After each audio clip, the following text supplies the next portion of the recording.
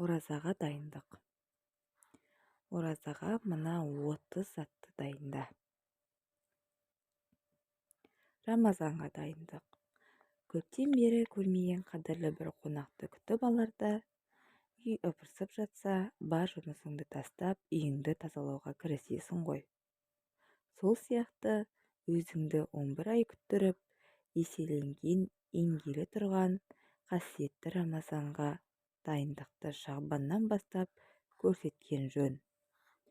Өткен бір жыл ішінде қандай күнәларды жасадың, қандай сауаптардан құр қалдың, бәрін саралап, електен өткізіп, өз-өзінен есеп ал. Жамандықтан тыйылып, жақсылықты арттырудың жолын ізде. Ол үшін 11 ай бойы харамға қаралған көздерің үшін, харамды естіген құлақтарың үшін, харамды ұстаған қолдарың үшін, харамға барған аяқтарың үшін Аллахтан алдында тәубе ет.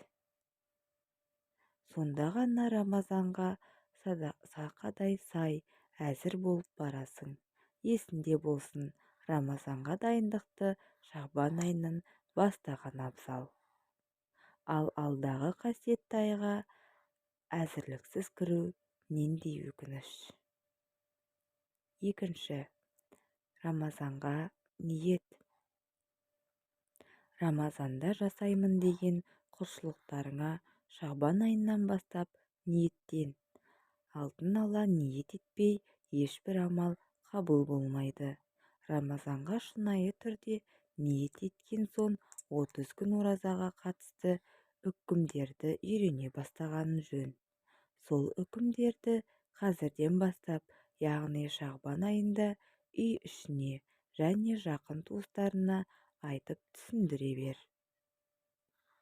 Үшінші, өз нәпсіңді тақуалыққа тәрбиелеу. Қазірден, яғни Шағбан айынан бастап, өз нәпсіңді тақуалыққа тәрбиеле. Өйткені Рамазан тақуалықты одан әрі арттыруға мүмкіндік беретін ай. Құдайдан қорқа білу мүміндерге міндет. Әй иман келтіргендер, сендерден бұрынғыларға парыз етілгендей, сендерге де ораза парыз етіледі деп басталатын аяттың мүмкін тақуалық қыларсыңдар деген сөздермен аяқталуында үлкен сыр бар. Бұхариде келген хадисте пайғамбарымыз кімде-кім өтірік сөзбен оған амал қылудан тыйылмаса, Аллах оған жеп ішуден тыйылуына мұқтаж емес деп айтқан. Төртінші, туыстық қарым-қатынасты нығайту. Шағбан айынан бастап туыстарыңмен арадағы байланысты одан әрі нығайта түс. Ағайындарыңмен байланысты үзіп алудан сақтан. Әбу Хурайрадан жеткен хадисте пайғамбарымыз былай деген: Аллах жаратылыстарды жаратып болған кезде туыстық байланыс тұрды. Аллах оған не болды дейді. Ол бұл туыстық қатынасты үзуден өзінен ғана сұрайтын орны дейді. Аллах, сені сақтағанмен байланысымды сақтамасам, ал сені үзгенмен байланысымды үзсем, разы боласың ба дейді. Ол я уа Раббым дейді. Ендеше солай болсын деген. Бесінші, артық ойдан арылу. Күнәлардан таза, сау жүректен абзал нығмет бар ма? Кейбіреулер жаны тыныштық таппай жүрген кезде сен көңіліңді құлшылыққа ғана құлшылықтандырып, Рамазан айына өзіңді пәк сезінген күйде енуді қалар ма едің? Ол үшін оразаға кірерден бұрын Шағбан айынан бастап жүрегіңді ластықтан тазалауға тырысу керек. Санаңды артық ойлардан арылтқаның абзал. Уақытыңды ұтымды пайдалан. Бұл алтыншы. Қазіргі мұсылмандар өз уақытын көп бөлігін интернет ақтарумен өткізеді. Тіпті Рамазан айында да сауап жинау мүмкіндіктерін бос жіберіп алады. Ал кезінде имам Мәлік сынды ғалымдардың ораза айында уақытты ысырап етуді былай қойғанда ілім иелерімен де бірге отырудан бойын аулақ салып, Құранмен ғана оңашаланып көп мұсылман біле ме екен? Ендеше өзге айларда уақытыңды интернетпен өлтіріп жүрген болсаң, ал оразадағы әзірлігіңді шағбан айынан баста. Уақытыңды барынша үнемде. Рамазан сені күтпейді, керісінше сен абыроймен күтіп ал. 7. Өткен Рамазанды еске түсіріп, жаңа Рамазанға қарызсыз кіру. Рамазанға аяқ баспастан бұрын шағбан айында тұрып, кішкене ой жүгірт. Өткен Рамазанды түгел тұтып па едің, есіңе түсір. Мүмкін 1-2 күн үзір болып, себептермен тұта алмай қалған шығарсың. Ұмытып қазасын өтемей жүрген боларсың. Осы Рамазанға қарыз болмай кірген жөн. Ол үшін өткен жылдардан қалған оразаның күнін толықтыру керек. 8. Құран айына құр кірмеу. Рамазан Құран айы. Ол айда мұсылмандар Құран оқуға ерекше мән береді. Басынан аяғына дейін оқып, хатым қылады. Рамазанда Құран оқу өзіне жеңіл болу үшін шағбан айы кіргеннен оны көп оқи баста. Шағбанды Құранға арнайы уақыт бөл. Егер жай күндері Құраннан 1-2 бет қана оқып жүрген болсан, шағбан айында әр күні одан 2-3 есе көбірек оқығаның жөн. Қазірден осылай етер болсаң, Рамазандағы Құран оқуың жеңіл болады. 9. Тарауих намаздарына дайындық. Рамазанда жасалатын арнайы құлшылық бар. Солардың бірі тарауих намазы. Осыдан ұзақ оқылатын намаздарға тік тұрып шыдас беруге ағзаңызды үйренбеген болуы мүмкін. Сондықтан шағбан айынан бастап нәпіл намаздарды ұзағырақ тік тұрып оқуға дайындаған жөн. Ендеше рүкухта ұзақ иілуге, сәждеде көбірек жатуға шағбан айынан бастап денеңді үйрет. 10. Дұғаларды дұрыстау. Шағбан айынан бастап өзіңді Аллах тағалаға ұзақ жалбарынуға тәрбиеле. Пайғамбардан жеткен арнайы дұғаларды жатта. Қарапайым дұғалардан гөрі Алла елшісінің аузымен айтылған дұғалардың қабыл болуы ықтималдылығы басым. Осыны ұмытпаңыз. 11. Рамазандағы иктикафқа әзірлік. Өзіңді мешітке көп отыруға үйрет. Шағбан айы бұл үшін таптырмайтын мүмкіндік. Әр намаздан кейін мешітте көбірек қалуға тырыс. Бұл сенің Рамазанда иктикафқа кіруіңді жеңілдетеді.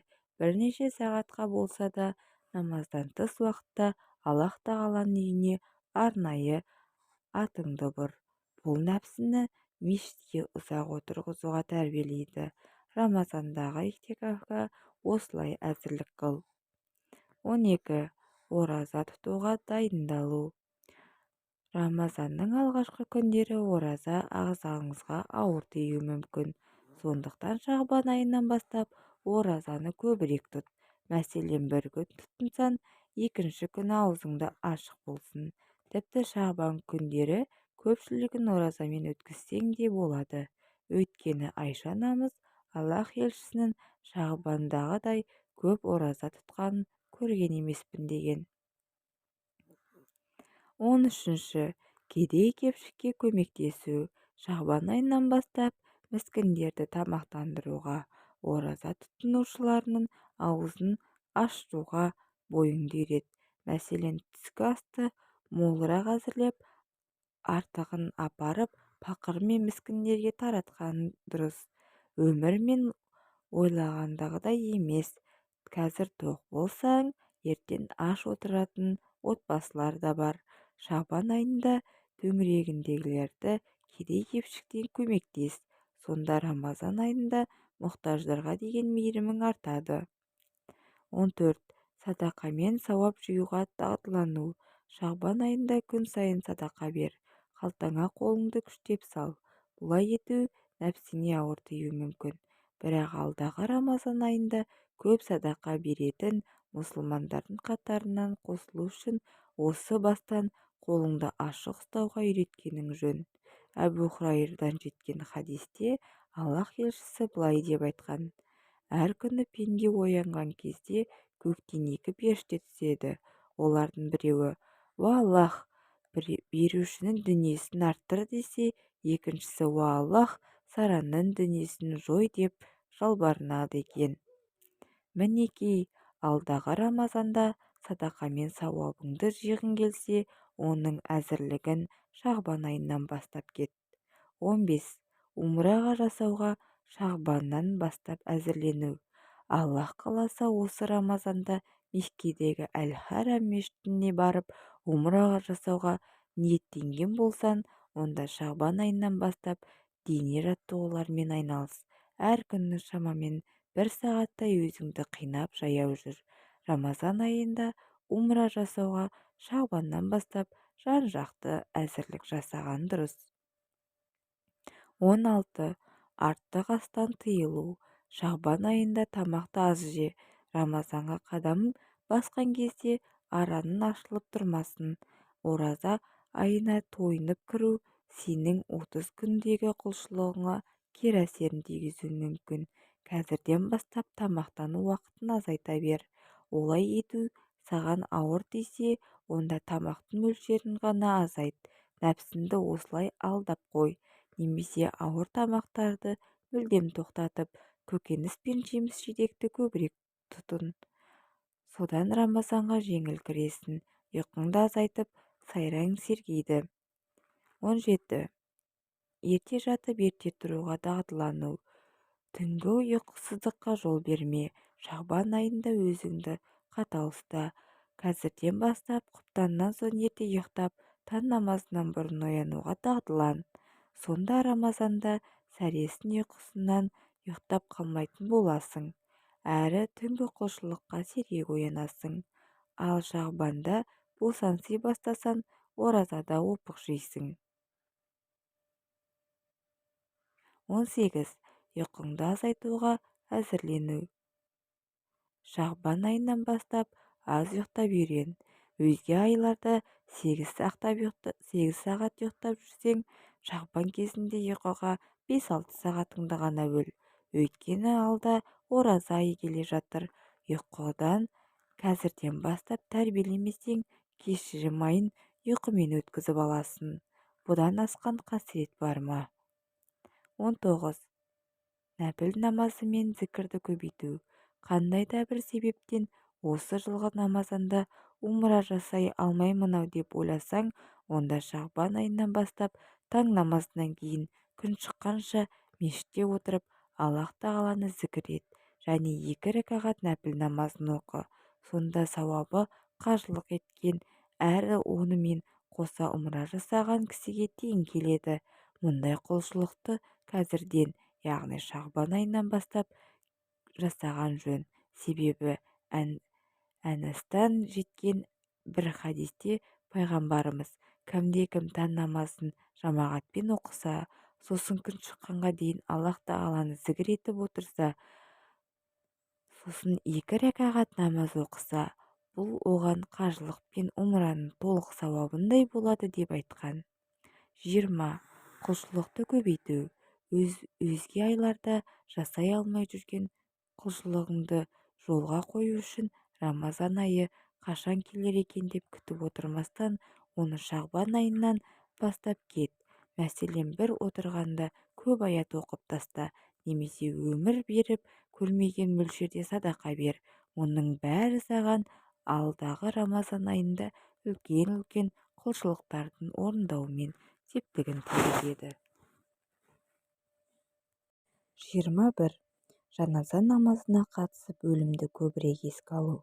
Шағбанда жаназа намазына қатысуға тырыс. Мәйітпен бірге мазартқа дейін еріп бар, тіпті оны жерлеуге қатыс. Мұның бәрі алдағы Рамазан айдағы тақуалығыңды нығайта түседі. Өлімнен үлкен уағызшы. Өлік шыққан үйде өзіңді күштеп алып бар. Өзіңді сол мәйіттің орнына қойып көр. Қайғыға душар болған мәйіт жақындардың орнына өзіңді қойып көр. Демек, Шағбан айы оразаға дейінгі иманды қуаттап алу үшін ең жақсы мүмкіндік. Оразада орындайтын құлшылықтарға жоспар жасау. Қазірден бастап уақытыңды жүйелі пайдалан. Оразада орындайтын құлшылықтарды сараптап, есте түсіріп ал. Қолыңа қалам алып жаза баста. Шағбан айынан бастап құлшылығыңды көзіңнің қарашығындай сақта. Оразадағы тыныс-тіршілікті жүйелі етесің. Шағбан айы таптырмайтын мүмкіндік екенін біл. 23. Көбірек тәубе жасау. Пайда бермейтін кешкі отырыстардан бойыңды аулақ сал. Уақытыңды ұрлап жүрген теледидар, компьютер және өзге де құмарлықтарды жиыстырып қой. Ал егер харам істермен айналысып жүрген болсан, олардан дәл осы Шағбан айында толығымен арылу керек. Рамазанға пәк күйде кір. Қазірден бастап күнәларыңа тәубе ет. Енді қайталамаймын деп өзіңе серт бер. 24. Шағбаннан бастап темекіден тыйылу. Темекіні тастай алмай жүргендерге айтарымыз, Рамазан мұндай жағымсыз қылықтарды тастау үшін таптырмайтын мүмкіндік. Алайда Рамазан айын күтіп отырмастан шылымды Шағбаннан бастап тастаған абзал. Сондықтан қазірден бастап темекіні қалайда тастауым керек деп ниеттеңіз. Аллах тағала разылығы үшін шекпейінші деп ниеттенген дұрыс. Әрине, оны тастау нәпсіңе оңай емес. Осы істе жәрдем етуін сұрап, Аллах тағалаға жалбарын. Денсаулығын аманат. Саған тапсырылған әрбір аманат үшін Аллах алдында жауап беруіңді ұмытпа. 25. Сөзді түзеу. Қазірден бастап тіліңді сақта. Өзіңді өзің тек қана шын сөйлеуге тәрбиеле. Тілің Аллахтың пәктеп, зікір айтудан шаршамассың. Тіліңді Шағбан айында сақтамасаң, Рамазанда ғайбат айтудан және өтірік сөйлеуден арыламын деп ойлама. Хадисте айтылғандай, не жақсы сөз сөйле, немесе үндеме. Ең тиімді әзірлік осы. Ал жақсы сөз, тәсбих, истихфар сынды зікірлер жататын есінде болсын. 26. Жұмысына жинақы болу. Шағбан айынан бастап күнделікті шаруаларыңды жүйеге келтір. Тіршілігіңді құлшылығыңнан бастап асып түссін. Өйткені Рамазандағы реттілік көп нәрсені жеңілдетеді. Ол үшін Шағбанда шашыраңқы болмау керек. Жұмысыңды жинақы ұста. 30 күн оразада жеке басыңды жұмыстары мен мәселеңді шешіп ал. Құран сүрелері көп жаттау. Құраннан жатқа айтатын аяттарды тағы бір қайталап шық. Дәл осы Шағбан айында бұрынғы жатқа білетін сүрелерінің қатарын тағы да 1-2 сүре қос. Рамазанда тарауихты күнде үйде оқи қалсан, Фатихаға қосып айтатын сүрелерінің көп болсын. Әлі күнге намазда әр түрлі сүре оқудың иман ахуалыңды күшейте түсетінін түсіне біл. 28. Базардан алатын қорек-жараққа күні бұрын қамдану. Өкінішке орай Рамазанда базарлар мен дүкендер сауда сапырылысып кетеді. Оразаны келіп қалғанын мұрынға тірелгенде бірақ білетін бейғамсыз тағы да бар. Сондықтан дүниеден алынатын азық-түлік пен киім-кешек Шағбан айынан бастап қамданыңыз. 29. Жақын жүрген адамдарға насихатты күшейту. Төңірегіңдегі адамдарға мән бер. Рамазанға өзің ғана дайындала бермей, туыстарыңды да әзірлікке шақыр. Бейімдігіне алдымен өзің пысықта, ал белгіленген өзгелерге жеткіз. Үйінде, жұмыс орнында, ағайындар арасында оразаға дайынсықсыз кіруге болмайтынын айтуды жалықпа. Сонда ғана сенің айналаңдағылар Шағбан айының зор әзірлік айы екенін ұғынады. 30. Отбасындағылармен оңтайлы жұмыс жасай білу. Шағбан айының бастап отбасы мүшелерінің арасында балиғат жасына толғалы тұрған бос қойма, өзіңмен бірге сәресіне тұрғыз. Жарты күн тұрса да ораза ұстап үйрене берсін. Кішкентайларын мәжбүрлеме. 2-3 сағаттан соң ауыз ашып жіберсе де, олардың бұл әрекеті сен үшін үлкен жеңіс. Қазірден ораза тұтып дағдыланса, келесі және одан кейінгі Рамазанда бұл құлшылық олар үшін жеңілдей түсері анық. Сіздермен бірге болған мен Мадина. Каналға тіркеліп лайк басып кетіңіздер. Алла разы болсын.